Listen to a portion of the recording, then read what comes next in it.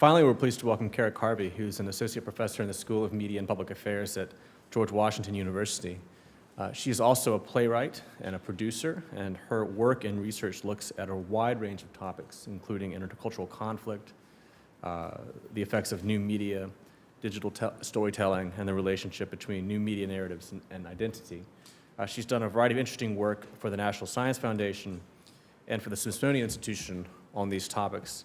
And most recently, she's been the general editor for the award-winning Sage Encyclopedia of Social Media and Politics. Please welcome Kerric Harvey.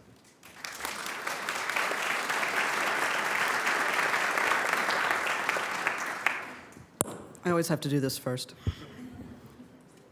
I'd like to begin my talk today by saying how deeply pleased I am to be part of this event. It's a very great honor, and I'm tickled silly to have been included. I'm also extremely aware that I am all that stands between you and the coffee break. So I promise you that I will be brief, although I would like to talk a little bit about the arc of my research over the last few years in social media and actually all types of new communications technology and society.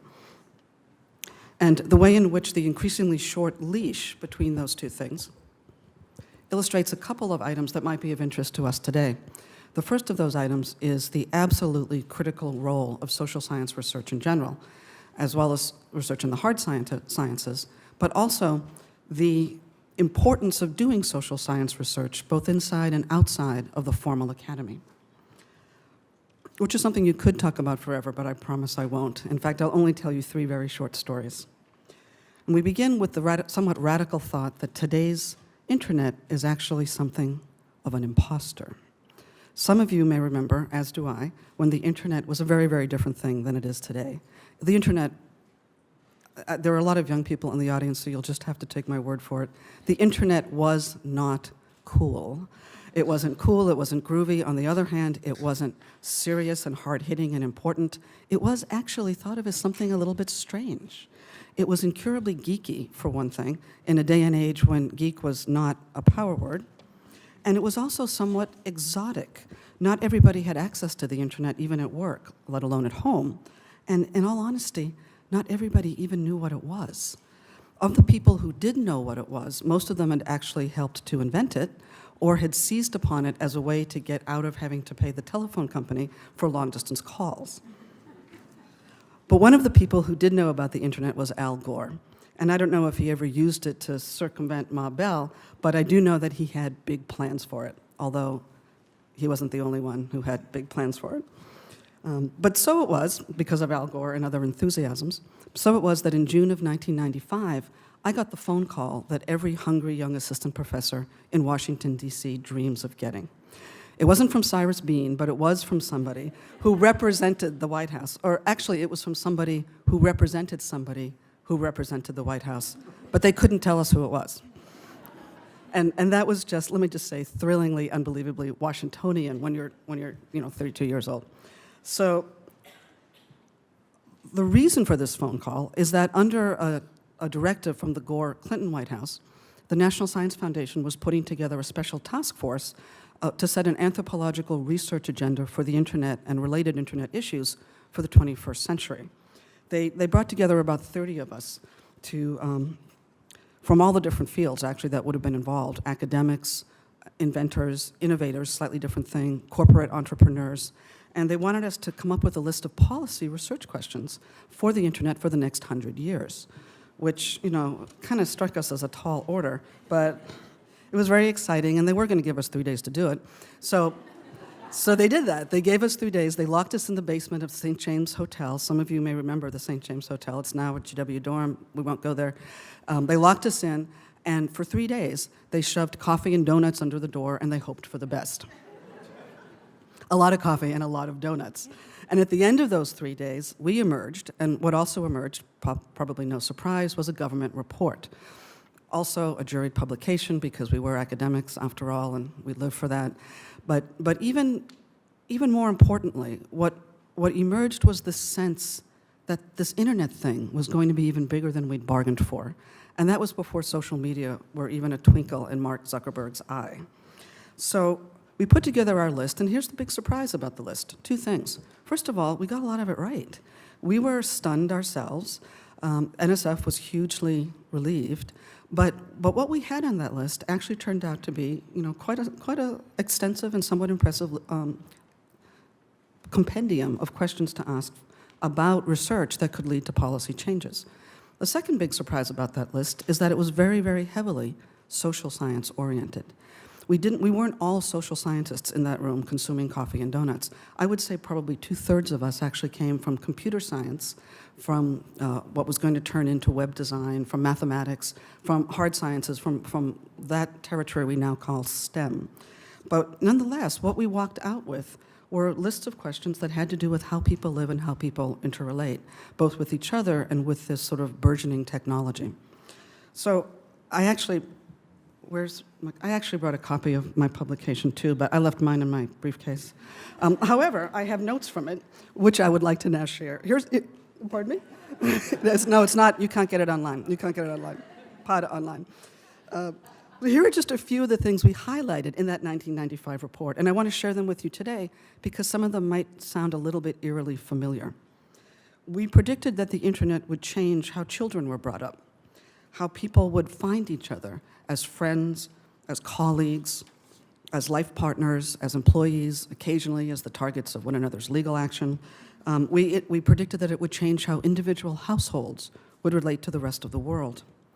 We said that the internet would probably do this by becoming a kind of social presence for the digital age, as opposed to just remaining an information collecting tool. We predicted that human relationships would become subordinate to, or at least dependent on, technological ones. That the act of voting would change forever, and so would most of the things leading up to it. That war, terrorism, and espionage would never be the same again, and neither would medicine or law, education, or shopping. That the basic nature of work itself was going to literally transform, and that it would no longer be anchored in time or to place. Let me just say Mumbai. Some people thought that this would actually be a very good thing, to divorce work from time and place. Others said, I think maybe not so much, because if we do that, doesn't it mean that the concept of ever really being off the clock goes out the window? Well, we won't go there either. We noted that privacy, as we'd known it for some time, was probably just going to sort of evaporate. And neither last nor least, that our very image of ourselves as a species, as human beings, was likely to first twitch a little bit, and then maybe tweak a little bit, and then possibly even transform as our biological selves began to react to the needs of the technologies we might soon come to depend on. In other words, it's a little over-enthusiastic. In other words, that we might begin to co-evolve with our machines. So all that was in the mid-1990s. But here's the real kicker, and it's what brings me to my second story today. In preparation for this talk, I spent a little bit of time exploring what trends as the most pressing technology and society issues today in the spring of 2015. And what I found is that about 90% of the same topics that we were interested in pursuing in 1995 are still hot topics today. They're bigger topics, they're juicier topics, because now we've got Twitter and Facebook and Snapchat and Vine and everything else. There's something new every single day. But fundamentally, we're still looking at the usual suspects. Changes in culture, societal shifts, privacy issues, free speech concerns, citizen rights in tension with national security. We do know more now than we did then, but we don't know everything we need to know, not by a long shot. And sometimes I wonder if because it might be that when you're looking at a moving target, like the internet or related technologies, the old saying really might be true, that the more things change, the more they stay the same. Okay, fast forward from 1995 to 2012. I'm about to go on sabbatical leave for my job at George Washington University. I'm taking a year away from teaching in order to finish up the 3 books that I've somehow gotten behind in writing, and how I got 3 books behind instead of the usual 1 book behind. That's a topic for the cocktail party, not for my time up here at the mic. But at any event, there I am down in my basement, yet another basement, happily dismembering my computer because I'm leaving the country the very next day. When for some reason, some inexplicable reason, I stopped to check my email one more time. Not a good idea. Except, there in my email this time around was another message from someone I'd never met, but who represented an organization that I did know, because it had huge cachet in publishing circles, both inside and outside of the academy. Sage Publications was asking me if I'd be willing to edit what would turn out to be the first of its kind encyclopedia of social media and politics. And I have to confess that at first I thought this was a crank email. I thought that for a number of reasons, mostly because if you hear how I talk about social media in my off hours, it's really X-rated. But also because by training I'm a media anthropologist. I'm not a political scientist. And and I thought they'd want a political scientist. But they said, no, we know you're a media anthropologist, and we wanted to see if you would do this. And of course I got all flattered. Oh, it's me, they want me, that's good, they want me. And then I thought, what am I thinking? An encyclopedia, I can't edit an encyclopedia. I don't have the time, I don't have the energy, I don't have the minions, and I certainly don't have the nervous system it would take to do something like this. So I very politely said no. But the people at Sage were just so nice. They were so nice, and they were so persistent. And so that conversation, which I thought was going to end in the basement, that conversation actually did continue when I got up and I flew out the next day and I left the country. The conversation continued from airports and from the back of taxi cabs and from Starbucks and from pretty much any place I could get a signal as I literally crossed the width of North America. And as that conversation continued to unfold, I realized something. I realized that this was actually the second half of the job that we'd started in 1995, particularly from the policy-making perspective. That job that we started in 1995 down in the basement of the St. James did have an impact on what people then pursued, not as big of an impact as I would have liked, but on what people at all, but what people did pursue in terms of policy design, at least some of the initial interrogatory questions about it. But in 1995, no one, not even a bunch of hyper-caffeinated academics on a 3-day sugar rush could have predicted that the internet was going to morph into the World Wide Web and then breed with the cellular phone and spawn that whole clutch of the technologies that we call personal communications today. But it did. And as a result, convergence had become the byword for an entire generation of scholars as well as innovators in a world where the computer was the dominant gene. And so here was a major player in reference publishing, Sage Communications, Sage Publishing, not just willing but actually eager to take this on, to look at questions that had been important in 1995, had become crucial by 2012, which is when we actually started putting the encyclopedia together, and which remain, as we've seen, not just critical but actually central to concerns today, to public concerns today. And they were inviting me to be part of this. And I have to say that Sage was visionary. They were absolutely visionary, not because they were inviting me to be part of this, but because of how they thought about politics in general and research in particular, social science research in particular. They had such a visionary and such an elastic version of both of these guiding concepts that they didn't just encourage us to include in the encyclopedia topics that were kind of at the periphery of public vision in 2012, but would move into center stage by the time we got to 2014, when we actually published. They didn't just tolerate that, they actually encouraged it. And we actually debuted a number of ideas in that encyclopedia that have since moved from that periphery into the headlines on a weekly, if not a daily basis. I'll just say a couple, give you a few really quick examples of that. One of them we've already heard about today a little bit, which is revenge pornography. In 2012, not many people knew what revenge pornography actually was, but we kind of had a thought it was important in its own right, and it was going to get to be more important because it's an absolutely vicious way to blow a political career to ribbons, as well as to destroy the private lives of ordinary people who just get caught in a really vengeful situation. So we said to Sage, we'd like to include that, and they said, well, instead of saying, do you have to, they actually said, go right ahead. In fact, please do. So we did include it, and then just last week, I saw in a newspaper article that at least 17 states have now enacted law against revenge pornography, which is, I think that's real progress in the real world. I can't say how much our encyclopedia entry helped sort of raise the public water table in terms of awareness of this problem, but it certainly didn't hurt. And it was a wonderful thing to be able to do. We did have lots of, I'm going to condense a few things. We did have lots of articles on, and entries on, we had both articles and entries on things like drones and cyber surveillance and stuff like that. And that is in the paper and in the headlines and horribly, probably in your office on a regular basis. But one of the things that I do want to pop out that we wrote about was artificial intelligence.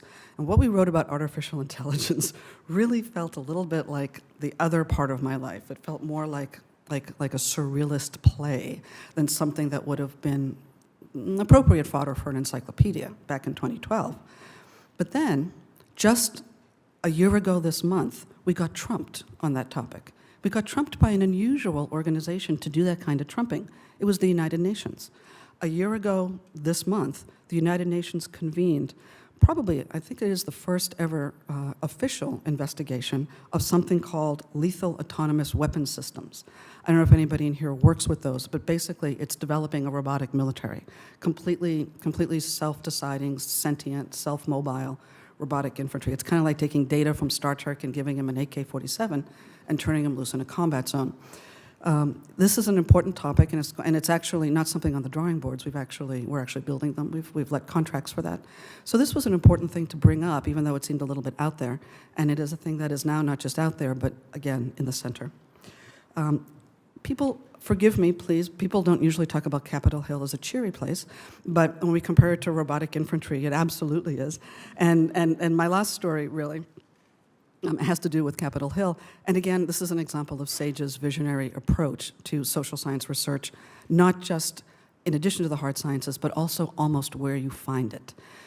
We wanted to include information in the encyclopedia about how people on Capitol Hill used social media and what they used it for. And because the field in which we were working was so new, there wasn't any information on this. So we said to SAGE, you know, if we're going to include this, we have to go get it ourselves. And it's very, very unusual for an encyclopedia to do its own original research. But again, this was a great moment for SAGE to say, oh, Kerric, do you have to?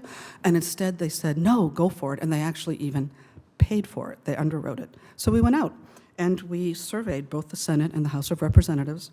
And we asked those folks how they used social media, how much they used social media, and the relative degrees to which they either enjoyed that or regretted it. And this is probably a place where I should note that my own personal favorite entry in the encyclopedia is a little tiny one that describes a new product offered by Lloyd's of London. They're the folks who insure satellites. Lloyd's of London now offers social media insurance, which it's intended to at least deal with the fiscal damage if you say or do something really unfortunate on Twitter or Reddit or, God forbid, YouTube. It is not at the moment available for politicians. It's only for corporate leaders. I'm sure they're going to expand their customer base soon. And when they do that, I actually really hope they include academics as well.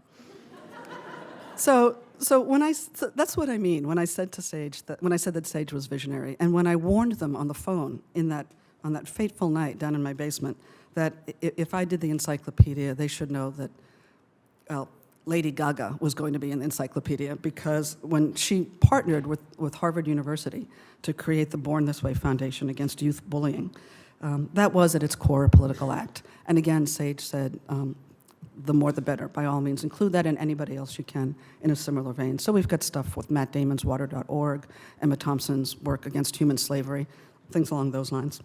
And that's because SAGE saw that politics doesn't just happen in the voting booth or on the campaign trail or in the White House or even here on Capitol Hill. SAGE saw that politics happens everywhere people happen. They saw that politics happens in the workplace, in the kitchen, at school, on the metro, in places of worship, at the police station, and that politics absolutely happens in the bedroom. SAGE saw that politics happens wherever living takes place, which means that politics are everywhere. And that's where social science research needs to happen too. All of those places and many, many more, because social science research is what gives context and momentum to research we get from the hard sciences. What we call STEM research, science, technology, engineering, mathematics, it's crucial, yeah, it's necessary, but But it is not sufficient.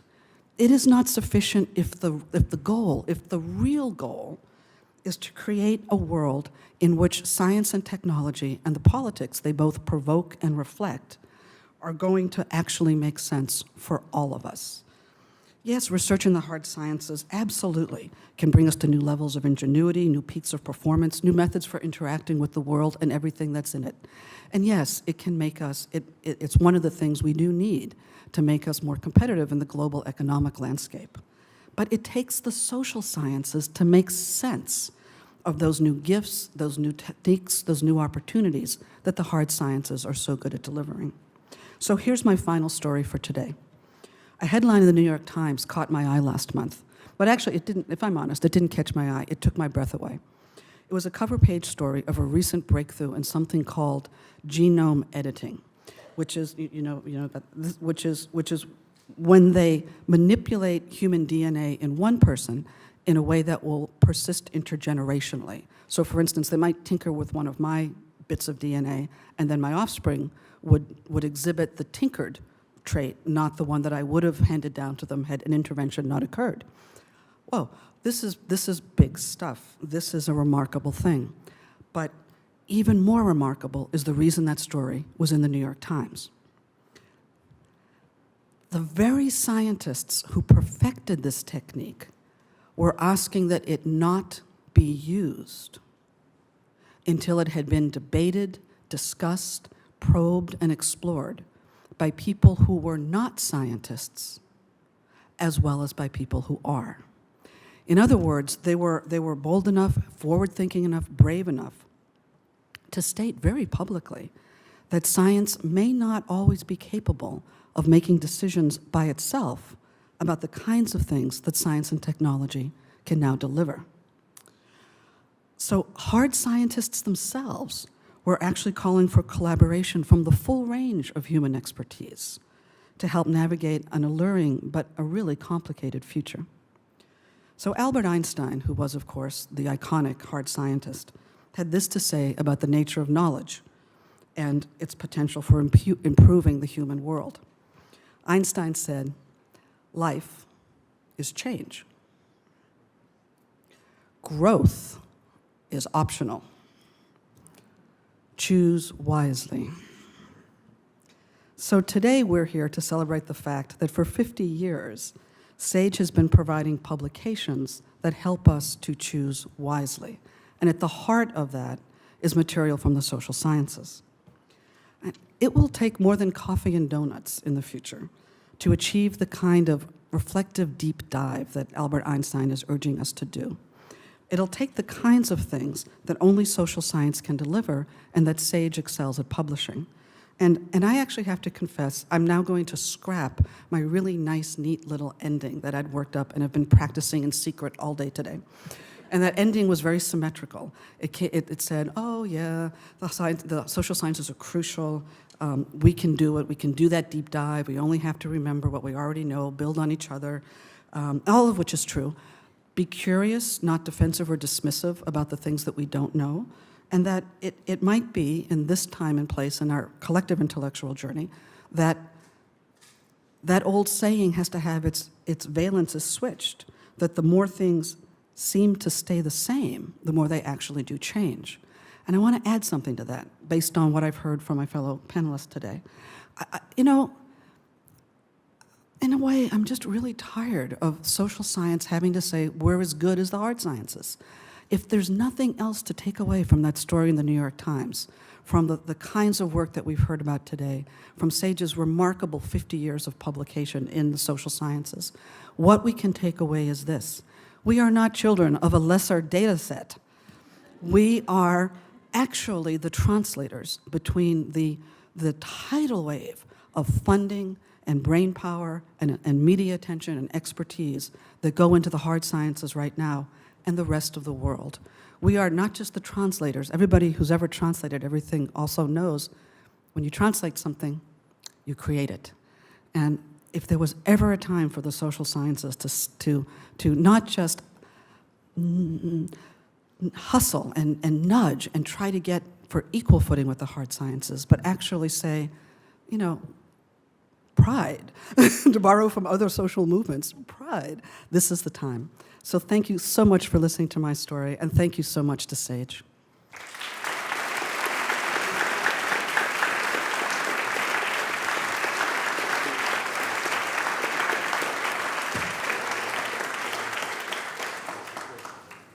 There was a moment a couple of years ago when political science funding by the National Science Foundation was under threat, and I had a call with a staffer of a member of Congress who's on the House Science Committee, and I said, well, what can we do?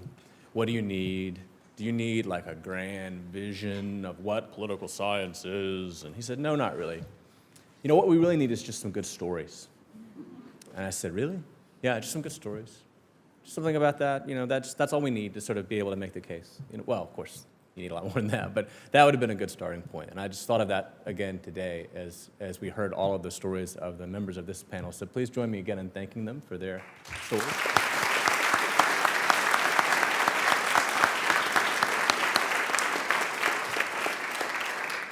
We're going to wrap up, but I know that all of them would be happy to stay and to answer questions if you want to talk to any of them individually or collectively. And before we depart, let's take another moment, and actually I think we should stand and applaud and thank the work of Sage and all of the advocacy and the publishing they've done. Thank you.